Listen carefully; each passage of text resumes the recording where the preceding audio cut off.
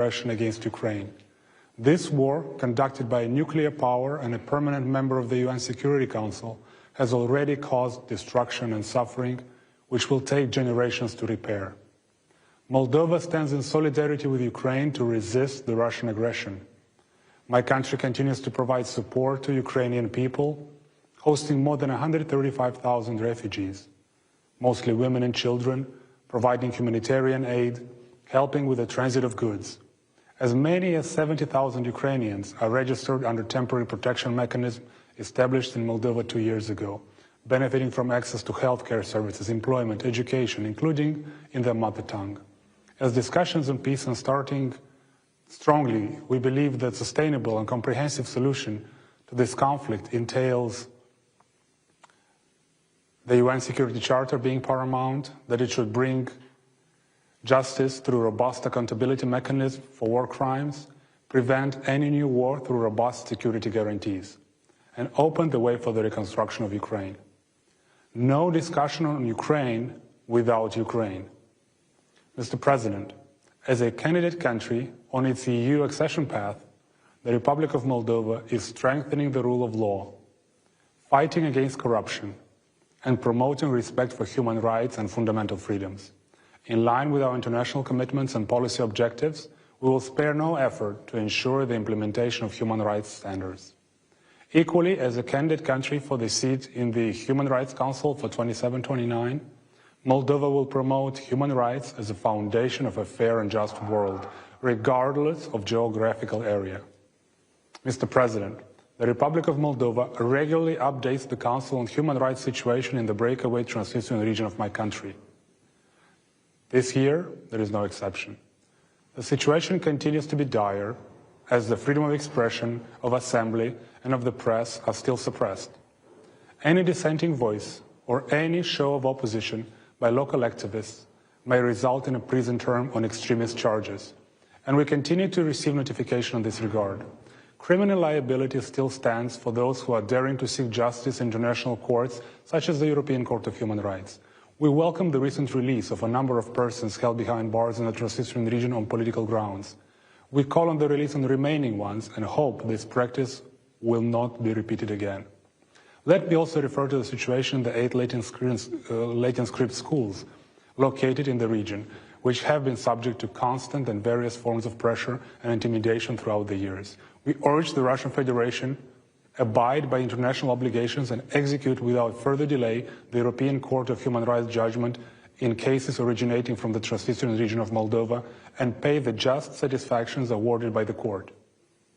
As the Republic of Moldova takes over the presidency of the Committee of Ministers of the Council of Europe between November 25 and May 26, the execution of judgments will be one of our priorities.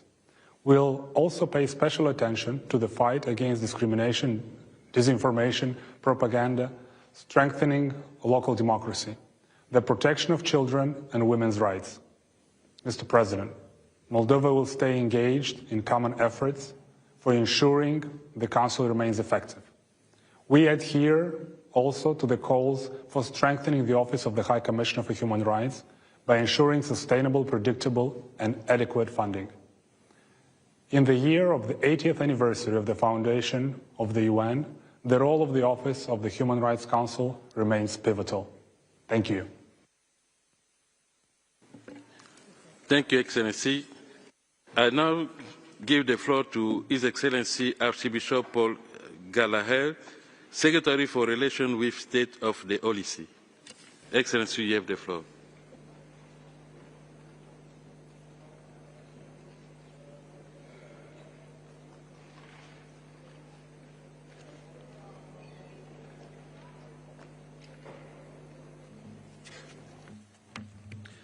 Mr. President, this year, as the world grapples with the tragedy of numerous conflicts, global crises and ongoing violations of human rights, Pope Francis has declared a Jubilee Year of Hope to be celebrated by the Catholic Church.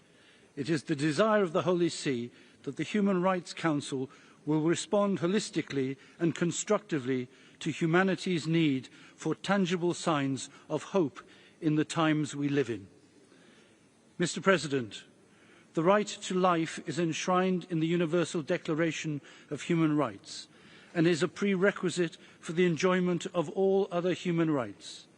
As Pope Francis affirms, all life must be protected at every moment from conception to natural death, because no child is a mistake or guilty of existing, just as no elderly or sick person may be deprived of hope and discarded. Furthermore, the Holy See reiterates its call for the universal abolition of the death penalty. The demographic crisis calls for a renewed appreciation of the gift of life, motherhood, and of the family.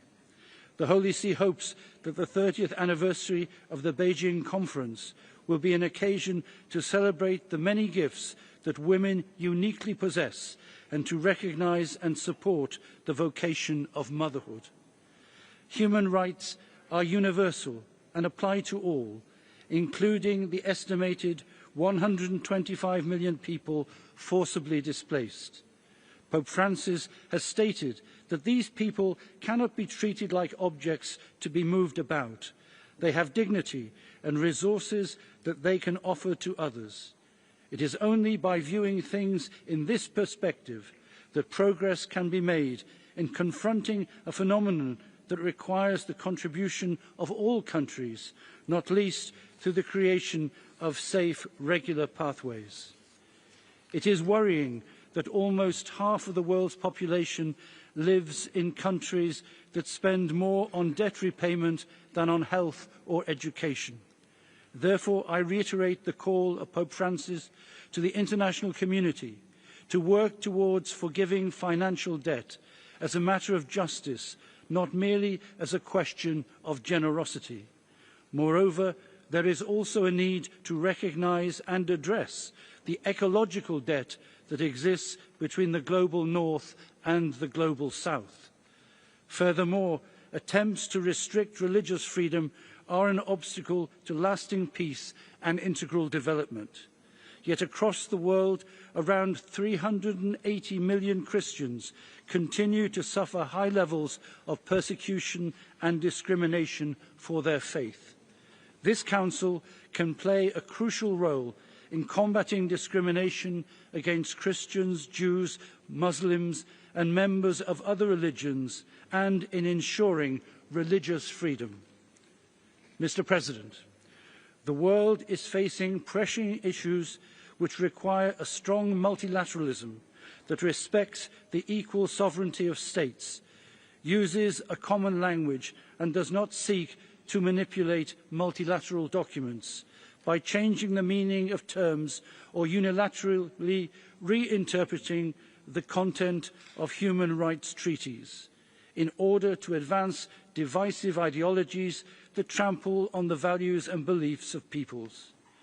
This is a form of ideological colonialization that fractures relations between states and compromises the integrity of multilateral institutions, while diverting precious time, energy and attention away from the issues that really matter. In a world in need of tangible signs of hope, the diplomacy of hope called for by Pope Francis could help this Council play a key role in healing the wounds of humanity and in giving multilateralism the new vitality it needs to address the complexities of our times. Thank you, Mr. President.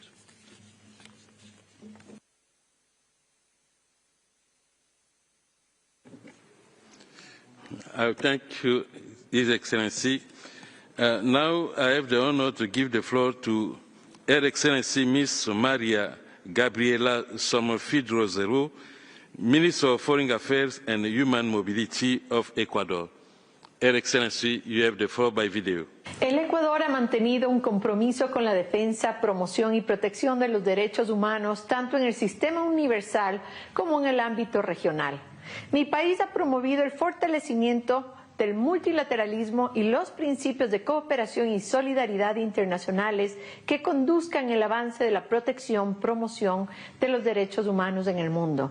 Mi país, Ecuador, es el primer Estado del mundo en haber ratificado los 27 instrumentos internacionales jurídicamente vinculantes en el área de derechos humanos y adecúa sus normas y su actuación a esos principios. Desde el 2003, Ecuador mantiene la invitación abierta a la visita de todos los titulares del mandato de procedimientos especiales de la ONU a visitar el país. Impulsamos el cumplimiento de los compromisos con el órgano de tratados de derechos humanos de las Naciones Unidas y el examen periódico universal.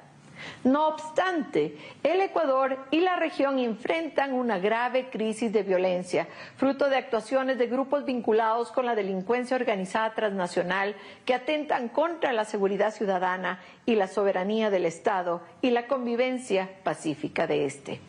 Me refiero en particular al alarmante aumento de la actividad transnacional de las organizaciones criminales. Estas redes ilícitas se han convertido en un cáncer que corroe el tejido social de nuestros países, alimentando la corrupción y generando violencia. En este sentido, hemos propuesto ideas visionarias para contrarrestar las fuerzas que socavan la convivencia pacífica entre las naciones.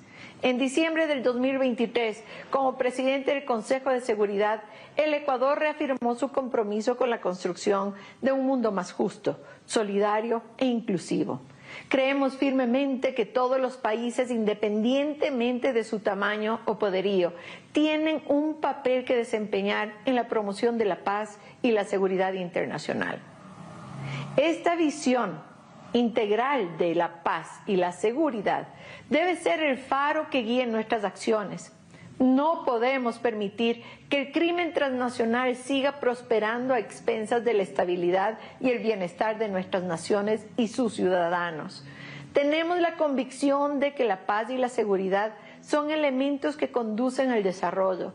Por tanto, eliminar la violencia y luchar contra la delincuencia organizada transnacional son objetivos que busca alcanzar el gobierno nacional. Por ello, es menester contar con la cooperación internacional. Seguiremos participando de manera constructiva en el Consejo de Derechos Humanos, ejerciendo un papel de liderazgo en diferentes resoluciones e iniciativas. Hemos presentado también nuestra candidatura para ser miembro del Consejo de Derechos Humanos durante el periodo 2027 a 2029. En el pasado, la Asamblea General de las Naciones Unidas nos escogió en 3 ocasiones para integrar el Consejo de Derechos Humanos y varios expertos de origen ecuatoriano han ocupado dignidades en diferentes mecanismos de los sistemas universales e interamericano de derechos humanos. En este marco, Ecuador continuará adoptando las medidas necesarias para favorecer la promoción de los derechos humanos, el empoderamiento de las mujeres, las niñas y prevenir y erradicar la discriminación y violencia, así como promover la igualdad de género. Seguiremos creando políticas públicas y programas para el ejercicio efectivo de los derechos de las niñas, niños, adolescentes, pueblos indígenas, afroecuatorianos, personas adultas mayores, personas con discapacidad y otras en situación de vulnerabilidad en consonancia con las convenciones internacionales de las que es parte y su normativa interna. Además, Ecuador participa activamente en la implementación de los pactos mundiales sobre los refugiados para una migración segura y ordenada, regular, con un enfoque transversal de derechos humanos. Hemos reformado la Ley Orgánica de Movilidad Humana a fin de reforzar la aplicación efectiva del mandato constitucional de igualdad y no discriminación, incluyendo un marco de prevención y protección para las víctimas de trata de personas y tráfico ilícito de migrantes. Seguiremos abogando para que la comunidad internacional otorgue atención adecuada al vínculo entre derechos humanos y medio ambiente. En ese marco, el país lleva adelante acciones para hacer frente al cambio climático, el cual constituye una amenaza para el disfrute de los derechos humanos. Para concluir, deseo reiterar que Ecuador continuará trabajando en los desafíos pendientes y en iniciativas para mejorar los marcos normativos y fortalecer las capacidades institucionales con un enfoque de derechos humanos y perspectivas de género, discapacidad y edad, con estricto apego a los principios de igualdad y no discriminación, y con el objetivo de preservar y reforzar en el país la paz, la seguridad y su desarrollo. Creemos en la cooperación de todos los actores y la solidaridad como herramientas fundamentales para la prevención de las violaciones de los derechos humanos. Muchas gracias.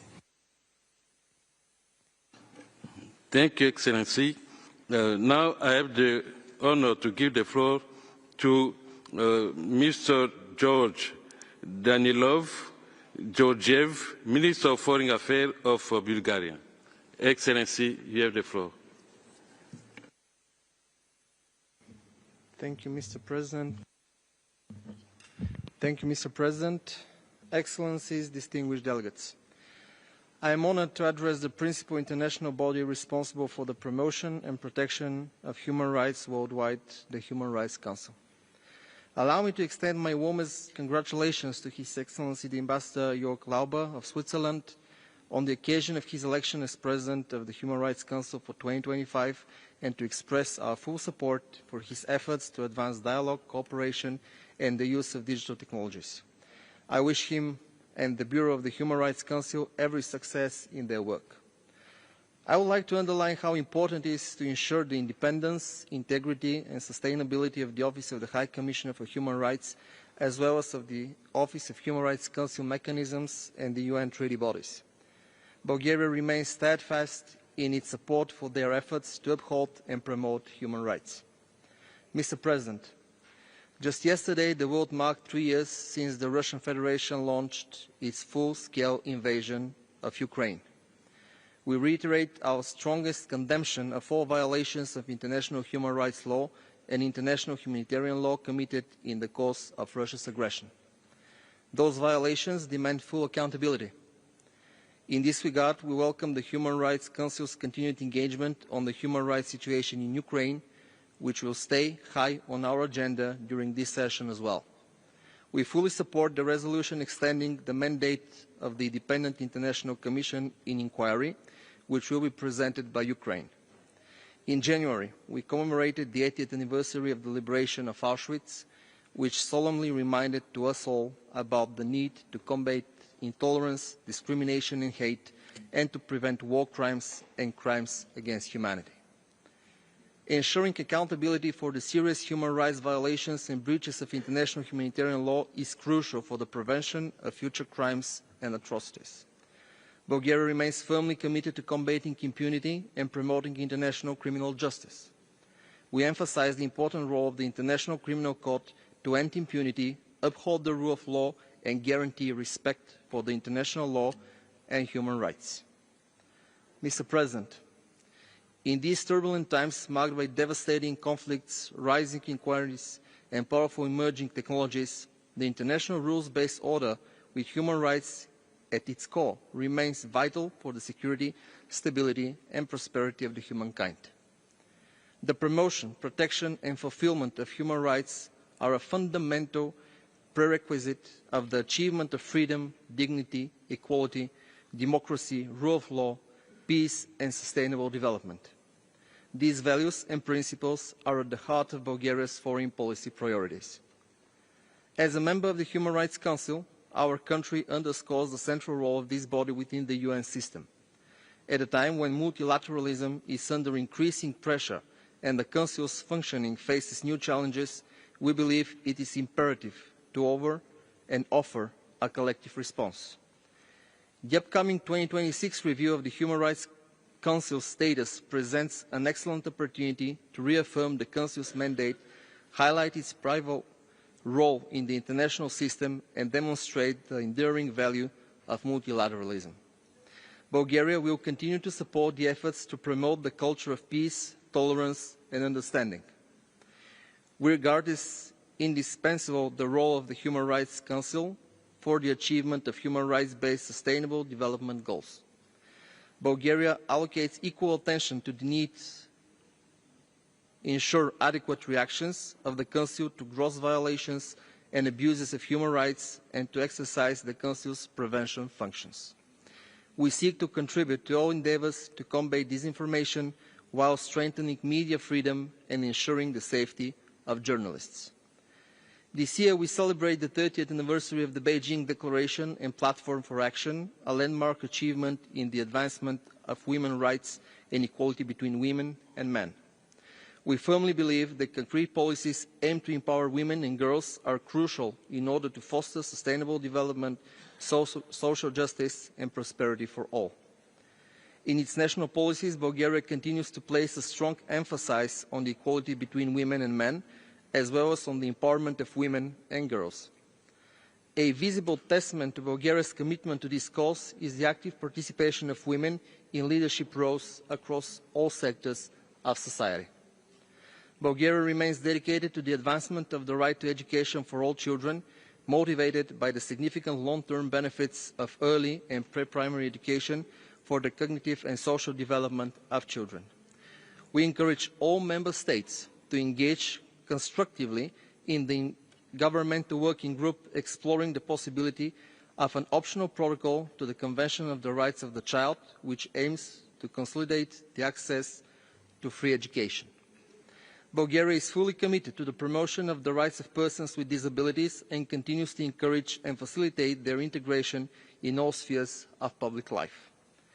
It is important also to address the impact of the artificial intelligence on human rights, especially with regard to children's rights, the media freedom and the fight against disinformation. In conclusion, I would like to highlight again the leadership of the High Commissioner for Human Rights and his dedicated staff in the tireless strive to advance the cause of human rights around the world at this precious time. Let me also reaffirm Bulgaria's unwavering commitment to the principles of international law, universal human rights, dialogue, and continued strengthening of multilateral cooperation. These are the foundations for the progress that humankind has achieved so far, and they will continue to be the basis of which we can build a more just, inclusive, prosperous, and sustainable future for all of us. Thank you for the kind attention. I thank the Foreign Minister of Bulgaria for his statement. And now I give the floor to Mr. Jan Lipovsky, Minister for Foreign Affairs of Czechia, by video. Mr. Secretary General, High Commissioner Turk, President Lauber, Excellencies, ladies and gentlemen. We are living in difficult times. Armed conflicts, coups, and the humanitarian crisis are increasing. Human rights are under threat. It's our shared duty to defend them. This year, the United Nations marked its 80th anniversary. This is a moment to reflect on its founding principles. Czechia is a strong supporter of the UN human rights system. We are proud to serve on the Human Rights Council for the 5th time. The Council plays a key role in addressing the human rights crisis. We will not stand aside. Protecting human rights requires a united effort. Governments, civil society, activists, journalists, and media workers all have a role to play. If we fail, the consequences will be more suffering, greater inequality, and increasing instability. Women and girls must have full protection, online and offline. The 30th anniversary of the Beijing Action Platform reminds us of the power of inclusion.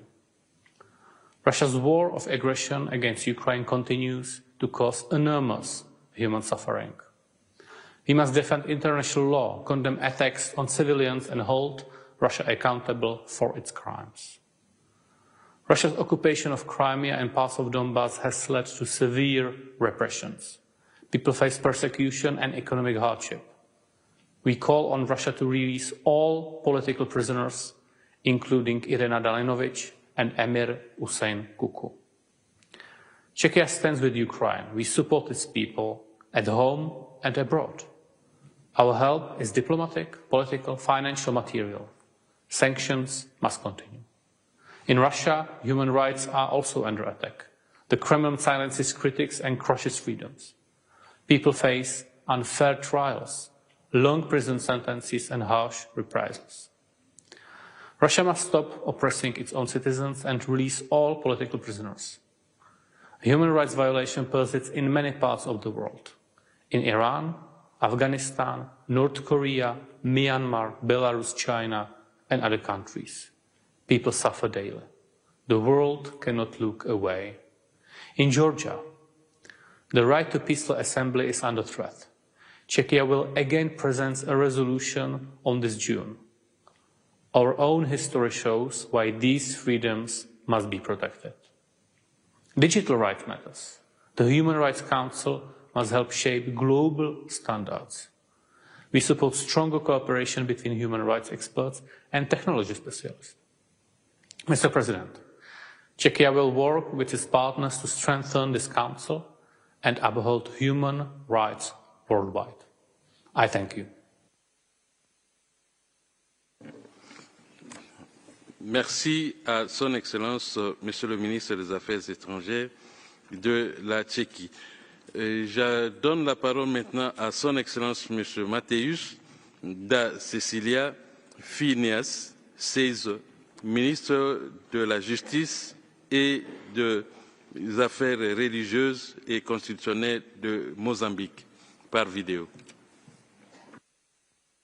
Embaixador Jag Leba, presidente da 58ª sessão do Conselho dos Direitos Humanos, excelentíssimo senhor Volker Turk, alto comissário das Nações Unidas para os Direitos Humanos, distintos representantes dos Estados-membros do Conselho dos Direitos Humanos, caros participantes, é com elevada honra que me dirijo a este Conselho em representação do Governo da República de Moçambique, num momento crucial para o nosso país e para a consolidação dos direitos humanos no mundo.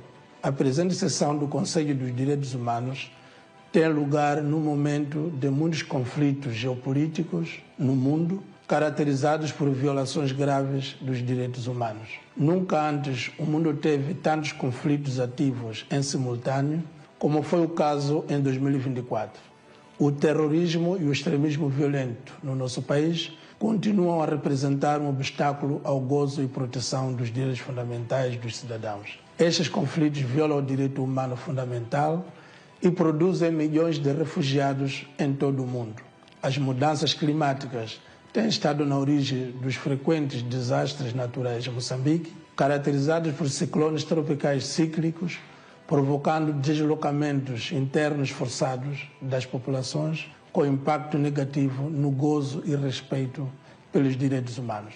A assistência humanitária às populações afetadas, quer pelo terrorismo e extremismo violento em Cabo Delgado, quer pelas mudanças climáticas no centro e norte do país, tem contato com o apoio e solidariedade da comunidade internacional, que em parceria com o governo tem procurado mitigar os efeitos negativos. A este propósito, reiteramos o apelo à solidariedade internacional para a solução deste conflito e a proteção dos direitos das vítimas, especialmente mulheres e crianças. Excelências, o nosso país realizou, em outubro de 2024, mais um ciclo eleitoral, um marco significativo no fortalecimento da democracia moçambicana. No entanto, o período pós-eleitoral foi marcado por tensões sociais e manifestações populares que evidenciaram desafios na gestão da ordem pública, resultando, lamentavelmente, em episódios de violação dos direitos humanos. O governo de Moçambique condena veementemente quaisquer atos que comprometem o exercício dos direitos fundamentais, incluindo a liberdade de expressão e de manifestação. Reconhecemos que alguns excessos